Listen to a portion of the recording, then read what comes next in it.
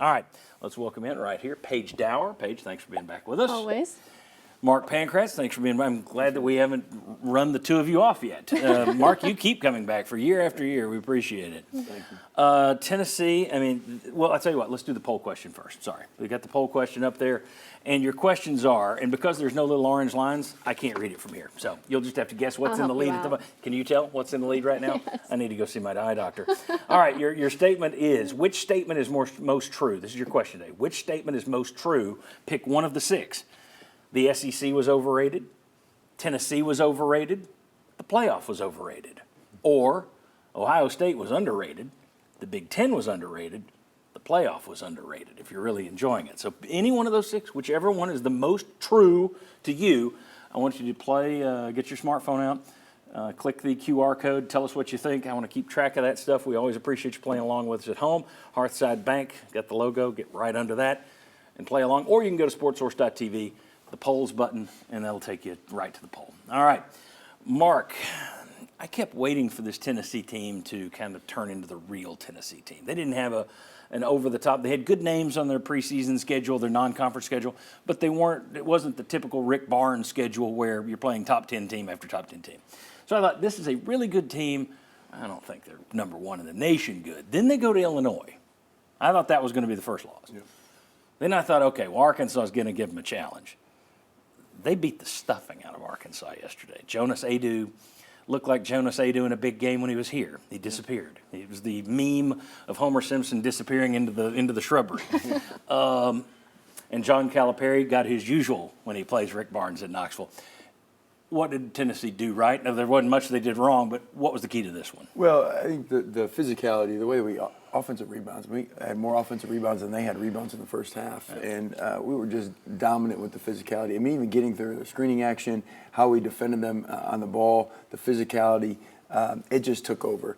The interesting part about it, I think, what you saw with, which was my concern, is you go to play like a Florida or these other teams in the SEC that have played a better schedule, because yes, we've played good names, but we haven't played the right talent. You saw it early in that game. We were over-rotating. Like, when we go play against Norfolk, you know, kick and drive it, we can help, and they make the right pass, but they don't have a lethal shooter in the corner. Arkansas did, and they got out to an early stretch where they were making some shots. They took an early lead because we just weren't accustomed to playing that type of talent. But we settled in, physicality. Obviously, Chaz Lanier can shoot the basketball. The way Zakai's playing right now, high level. We've got. Let's tell you what. We can go ahead and put the box score up for the Vols if you want to see these stats. But I'm going to run through a couple of them here as I give it off to Paige and Jimmy. Chaz Lanier, 29 points yesterday. If we can get the graphic up there. There we go. Chaz Lanier, 29 points. Milicic, Akpara, Ziegler, all in double figures. Milicic was 18 rebounds yesterday. And as Mark said, 51-29 rebounding advantage. Arkansas, meanwhile, 6 of 29 from three-point range. Paige, it was a complete and total beatdown.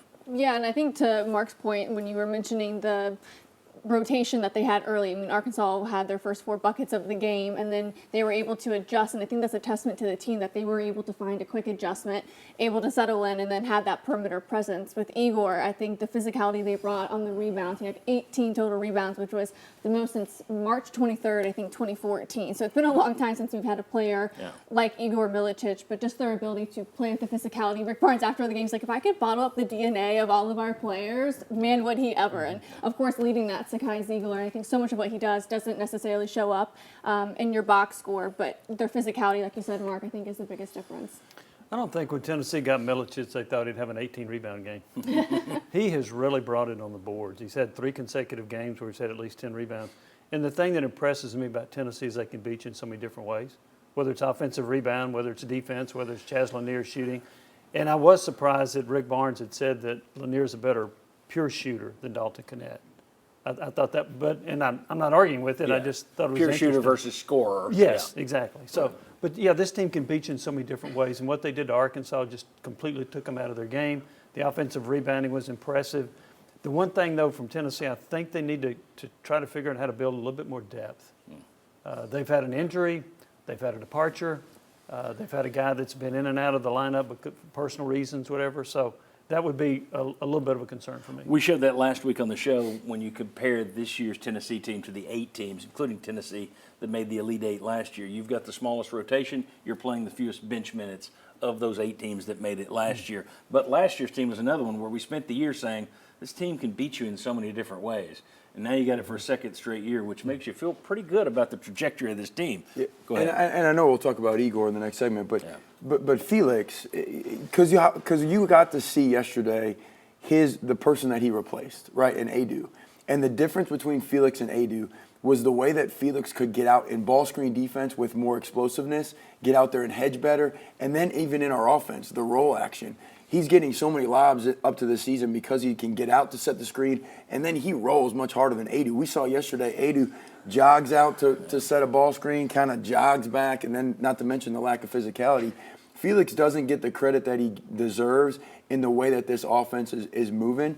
And then the last piece about the depth thing, we got to get Meshack more confidence. He's out there, but he's got to find a way to get more confidence, being able to shoot an open shot. Still playing fewer than 12% of total possessions, which is interesting considering he does have minutes. It's just when you look at the by possession, somehow it's not up there in terms of Pomeroy's rankings. It's not up there where you would consider him a major contributor. Adu, 4 points, 5 rebounds, 29 minutes. I thought it was a carbon copy of the last Tennessee game.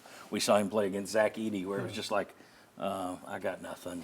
See you guys. And 16 boos, by the way. Yeah, well, yeah, a lot of boos. Yeah, A lot of cheers too when he had the ball in the second half because there was nothing he was able to do. And I think that goes to Felix's strength as well when the team was able to kind of manipulate the strong and weak side. You saw it when Sakai Ziegler was guarded up against Jonas Adu and just drove straight to the rack and then got that tough layup against, I think he's like 6'11", Jonas Adu. So I think Felix Akpara and them being able to manipulate that played a key role in that as well. I think that was Ziegler's favorite play of the game. Yeah. When he drove by Adu.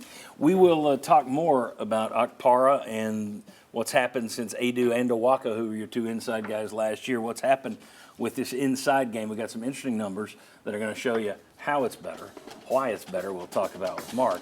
Also, in terms of when a guy's on the court or off the court, which players make the biggest difference for this Tennessee team in terms of, man, this team is much better when he's on there? And are there some surprise guys who you would think, oh, they're much better with this guy out there, and you look at the numbers, it's like, no, they kind of just let him do his thing and they take a back seat. I'm giving you hints. Come on back, we'll show you the numbers next.